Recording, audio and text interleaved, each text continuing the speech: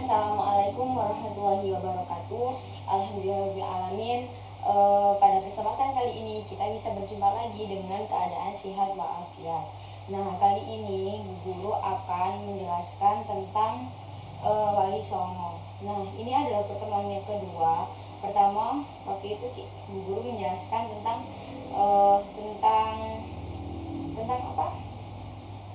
apa ya kemarin itu, lupa Bu Guru. Tentang zakat. Nah, sekarang Bu Guru akan menjelaskan tentang Wali Songo. Nah, kira-kira siapa ya yang tahu siapakah Wali Songo itu? Nah, Wali Songo itu adalah hamba Allah yang diutus oleh Allah untuk memimpin, untuk menjadi khalifah di muka bumi ini. Nah, tidak semua orang bisa menjadi wali. Nah, ini adalah orang-orang pilihan Allah, orang-orang yang mendekatkan diri kepada Allah sehingga beliau semua bisa mendapatkan gelar sunan. Nah, pada zaman dahulu beliaulah yang membabat alas, beliaulah yang menyebarkan agama Islam di Indonesia ini. Ya, langsung saja. Nah, kira-kira Wali Songo ada berapa ya? Nah, kalau Bu bilang Songo berarti ada 9. Nah, 9 itu terkait siapa aja? Ya, ini 1, Sunan Maulana Malik Ibrahim, yaitu tempatnya di Gresik. Yang kedua, Sunan Ampel yang ada di Surabaya, seperti rumah kita, dekat di Surabaya. Rumah kita kan di Surabaya, berarti rumah kita dekat sama Sunan Ampel. Yang ketiga, Sunan Bonang. Nah, Sunan Bonang ini ada di Tuban. Nah, kalau mau ke Sunan Bonang itu harus naik becak dulu. Tentu seru kan bagi kalian yang mau ke Sunan Bonang, silahkan. Nah, yang keempat, Sunan Derajat, itu tempatnya ada di pesisir pantai. Jadi makamnya beliau itu tempatnya di pesisir pantai, jadi di dekat-dekat pantai. Jadi kalau kalian mau main ke sana, pasti kalian akan melihat pantai. Yang kelima adalah Sunan Kudus, yaitu tempatnya di Kudus, di Jawa Tengah. Yang keenam adalah Sunan Giri. Nah, Sunan Giri itu tempatnya ada di Gresik. Nah, kalau kalian mau ke Sunan Giri, nah itu kalian harus naik tangga dulu. Oke?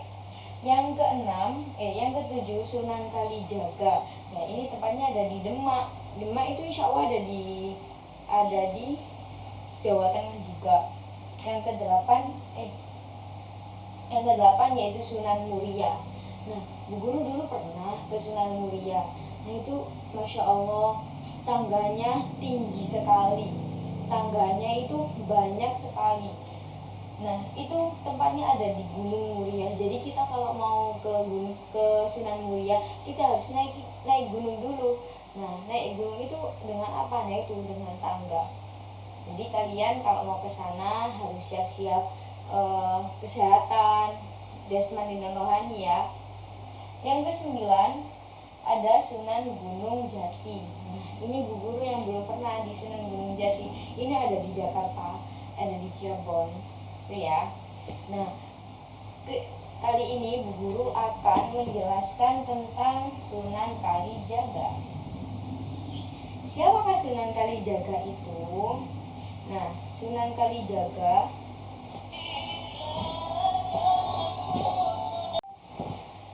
siapakah Sunan Kalijaga itu? Nama Sunan Kalijaga aslinya adalah Joko Said. Joko Said. Nah, beliau dilahirkan sekitar tahun 1450 Masehi. Dan ayahnya adalah Arya Wilatika. Arya Wilatika beliau adalah ayahnya Sunan Kalijaga. Nah, beliau itu adalah keturunan dari Majapahit, pemberontak legendaris Majapahit Ronggolawe. Nah, riwayat masyhur mengatakan bahwa Adipati Surya Wilatika sudah memeluk Islam sejak lahirnya Joko Said. Namun sebagai muslim, ayahnya Sunan Kalijaga, ia menetapkan pajak yang sangat tinggi kepada rakyat. Karena ayahnya Sunan Kalijaga itu adalah seorang pemimpin. Nah, pada masa itu ayahnya Sunan Kalijaga menetapkan pajak yang sangat tinggi kepada rakyatnya. Nah, Joko Said Muda yang tidak setuju pada segala kebijakan ayahnya sebagai adipati sering membangkang pada kebijakan ayahnya. Jadi beliau Sunan Kalijaga tidak terima dengan keputusan ayahnya untuk meninggikan pajak tersebut. Nah, beliau selalu membangkang apa kata ayahnya. Nah, pembangkangan Joko Said kepada ayahnya mencapai puncaknya saat ia membongkar lumbung kadipaten dan membagi-bagikan padi dari dalam lumbung kepada rakyat Tuban saat itu pada masa kelaparan akibat kemarau panjang. Nah, pada saat itu ayah dari Sunan Kalijaga, nah itu rakyatnya mengalami masa panen, istilahnya itu kekeringan gitu. Jadi menjadi seorang anak, Joko Said ini atau Sunan Kalijaga, beliau tidak tega sehingga beliau mencuri padi di lumbung ayahnya untuk dibagi-bagikan kepada rakyat Tuban. Karena tindakannya itu, ayahnya kemudian menggelar sidang untuk mengadili Joko Said dan menanyakan alasan perbuatannya. Nah, kesempatan itu tidak disia-siakan oleh Joko Said untuk mengatakan bahwa ayahnya karena alasan agama. Ia sangat menentang kebijakan ayahnya untuk menumpuk harta makanan di dalam lumbung. Sementara rakyatnya hidup dalam kemiskinan dan kelaparan. Jadi beliau itu adalah pemimpin, bisa kita katakan pemimpin yang belum baik. Nah, karena pada saat itu, pada masa kelaparan, beliau suka menumpuk padi di dalam lumbung.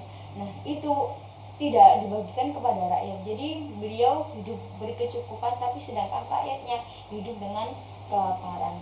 Nah, ayahnya ini tidak terima alasan ini karena dianggap Joko Said ingin menggurui dalam masalah agama.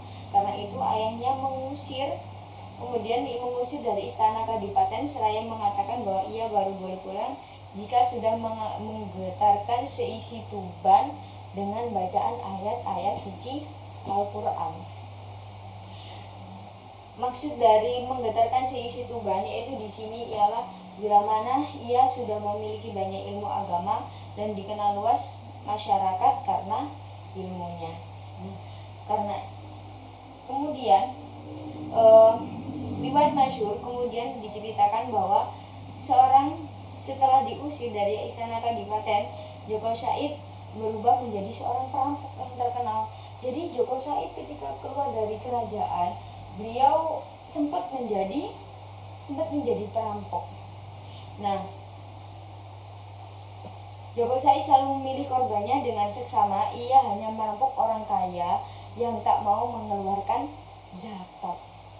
Jadi sebenarnya Sunan Kalijaga itu orangnya baik, niatnya itu baik. Dia ingin merampok orang yang kaya yang tidak pernah zakat. Nah, dari hasil rampokannya itu sebagai besar ia selalu bagi-bagikan kepada rakyat yang tidak mampu. Nah, kisah hidup ini mirip. Nah, setelah itu